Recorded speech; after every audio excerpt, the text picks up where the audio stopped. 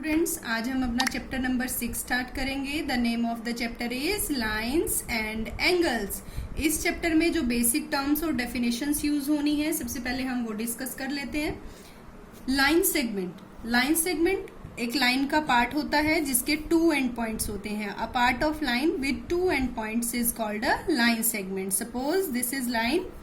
अगर इसके दो लाइन एंड पॉइंट हमने ले लिए हैं यहाँ पर ए और बी, तो ए और बी क्या हो गया, यहाँ पर ये लाइन सेगमेंट हो गया।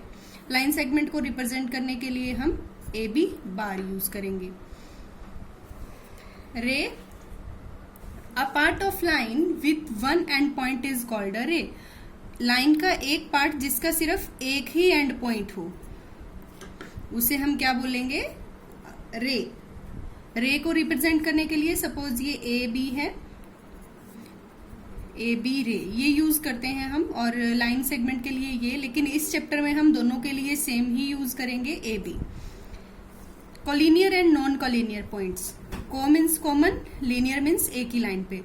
तीन या तीन से ज्यादा पॉइंट अगर एक ही लाइन पर हैं तो वो कोलिनियर पॉइंट होते हैं। अगर वो एक ही लाइन पर नहीं है तो कोलिनियर नहीं होंगे। उन्हें जो कोलिनियर नहीं है उन्हें बोलेंगे नॉन कोलिनियर। इफ थ्री और more points lie on the same line then these points are called the collinear points, otherwise they are non collinear. इधर देख लीजिए, यहाँ पर ए बी और सी एक ही लाइन पर है, तो यहाँ पर ए बी सी कोलिनियर है।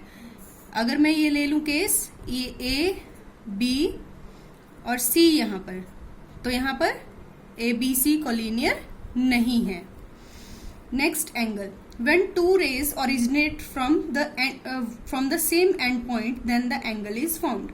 अगर दो रेज एक ही पॉइंट से ओरिजिनेट होती हैं, एक ही पॉइंट से निकलती हैं, तब जो ये बनता है, एंगल बनता है। तब जो ये पॉइंट है, ये दो रेज एक ही पॉइंट से निकल रही हैं, तो इन दोनों के बीच में जो स्पेस बनेगा वो एक एंगल फॉर्म करेगा।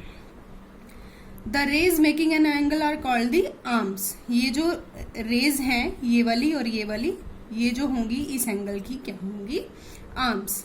और जो एंड पॉइंट होगा, ये वाला एंड पॉइंट, इसे बोलेंगे हम वर्टेक्स। क्या बोलेंगे इसको, वर्टेक्स। स्टूडेंट्स, अब हम डिस्कस करेंगे different types of angles. Angles के डिफरेंट टाइप्स कौन कौन से हैं। फर्स्ट नंबर पे है, ये देख लीजिए, ये देख, टू रेज हैं, एक सिंगल पॉइंट से ओरिजिनेट हो रही हैं, तो ये वाला एंगल बनेगा। ये एंगल बन रहा है कौन सा एंगल, एक्यूट एंगल। ऐसा एंगल जो 0 डिग्री और 90 डिग्री के बीच में हो, उसे हम बोलते हैं एक्यूट एंगल। नेक्स्ट है हमारा राइट एंगल। 90 डिग्री के एंगल को राइट एंगल बोलते हैं, और ऐसा बनेगा देखने में, बिल्कुल स्ट्रेट लाइन। ऑब्ट्यूज एंगल, ऐसा एंगल जो 90 डिग्री और 180 डिग्री के बीच में लाई करे,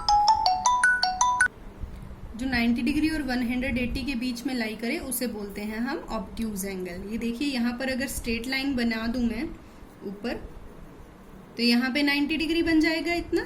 और अगर 90 डिग्री से ग्रेटर हो गया एंगल, लेकिन इधर नहीं गया है अभी, 180 एंगल जो होता है वो हमारा स्ट्रेट एंगल, ये होता है हमारा 180 एंगल।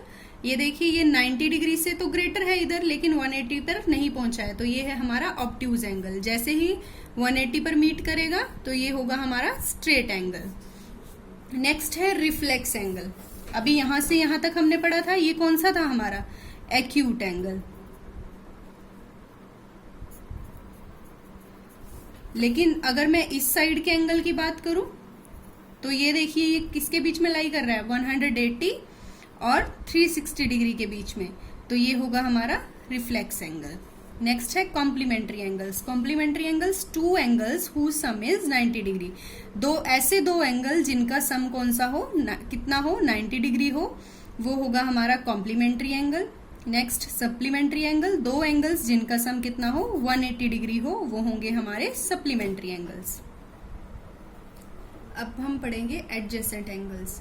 ऐसे दो एंगल्स, उन्हें हम एडजेसेंट कहेंगे अगर उनके पास कॉमन वर्टेक्स है, एक आर्म कॉमन है और दो नॉन कॉमन आर्म्स हैं। और जो नॉन कॉमन आर्म्स होंगी वो कहां पर होंगी, are on different sides of the common arm. अब यहाँ पर देखिए, ये मैंने पिक्चर बनाई है, मैंने क्या कहा था, दो एंगल वो एडजेसेंट होंगे जिनके पास कॉमन वर्टेक्स होगी। अब यहाँ पर देखिए, एंगल 1 और एंगल 2 बन रहे हैं, दोनों के पास कॉमन वर्टेक्स है, बी यहाँ पर कॉमन वर्टेक्स है, कॉमन आर्म है बीडी, बीडी इनकी कॉमन आर्म है, और साथ में क्या है जो नॉन कॉमन आर्म्स है, नॉन कॉमन आर्म्स कौन सी हैं, ये वाली और ये वाली, ये क्या है जो कॉमन आर्म है उसकी डिफरेंट साइड पर है, इस आर्म की एक साइड पर ये है और एक साइड पर ये है, तो ये सारी कंडीशन सेटिस्फाई हो रही है, that means angle 1 and angle 2 are adjacent angles.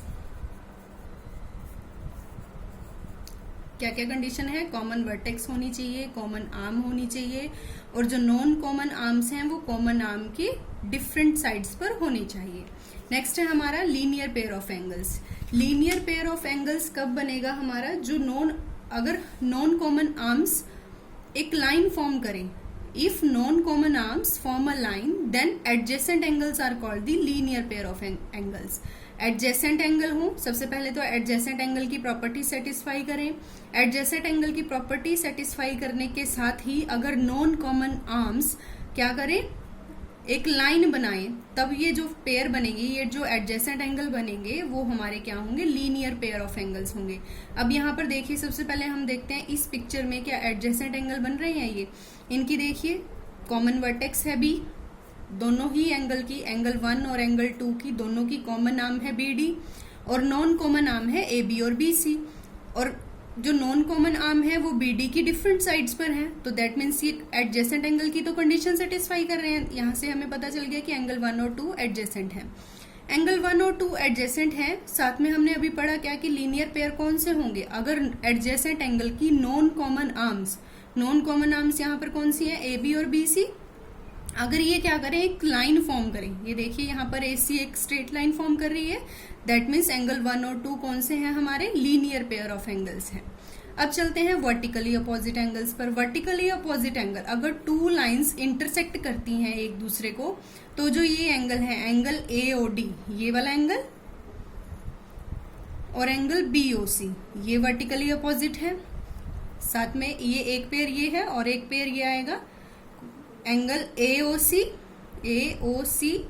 And angle BOD, ये हमारे होते हैं वर्टिकली अपोजिट एंगल्स। नेक्स्ट है हमारा intersecting lines and non intersecting lines. Intersecting lines, जैसे कि नाम से ही पता चल रहा है, एक ऐसी लाइंस जो एक दूसरे को कट करें। ये देखिए मैंने 2 लाइंस ली हैं, RS और PQ, एक दूसरे को O पॉइंट पर कट कर रही हैं, तो ये कौन सी लाइंस हैं हमारी, इंटरसेक्टिंग लाइंस। नॉन इंटरसेक्टिंग, जो एक दूसरे को कहीं पर भी मीट ना करें, ऐसी कौन सी लाइंस होती हैं, पैरेलल लाइंस।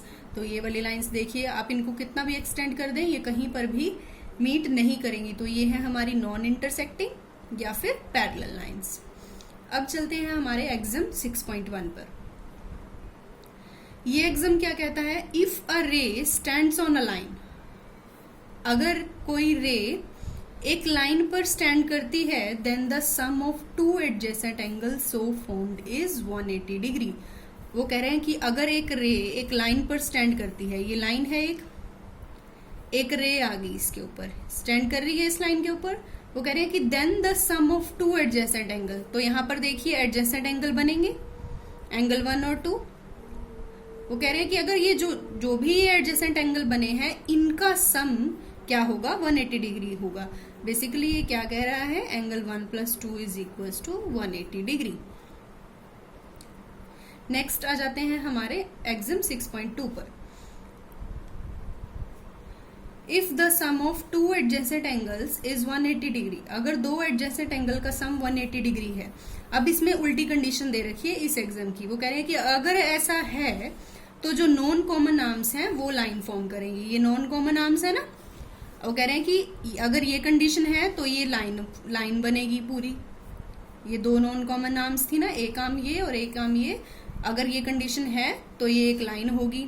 एग्जाम 1 में क्या था कि अगर ये एक लाइन है और एक रे इसके ऊपर स्टैंड करती है, तो जो एडजेसेंट एंगल है उनका सम 180 डिग्री होगा, तो ये इसका कन्वर्स है। द 2 एग्जाम्स अबव टुगेदर, इन दोनों एग्जाम्स को इकट्ठे क्या बोला जाता है, लीनियर पेयर एग्जाम। नेक्स्ट आ जाते हैं हम अपनी थ्योरम 6.1 पर, ये बहुत ही यूज होती है। If the two lines intersect each other, अगर दो लाइन इंटरसेक्ट करती हैं, इंटरसेक्ट ये ले ली मैंने, दो लाइन्स इंटरसेक्ट करती हैं, then vertically opposite angles are equal. यहां पर वर्टिकली अपोजिट एंगल कौन कौन से बनेंगे, इसको मैं 1 ले रही हूं, 2, तो यहां से एंगल 1 किसके इक्वल जाएगा, एंगल 2 के, और एंगल 3 किसके इक्वल जाएगा, एंगल 4 के। एग्जाम पॉइंट ऑफ व्यू से इसका प्रूफ करने की नीड नहीं है, लेकिन लर्न जरूर रखना है हमने इसको, बहुत यूज होती है ये हमारी थ्योरम। Thank you students.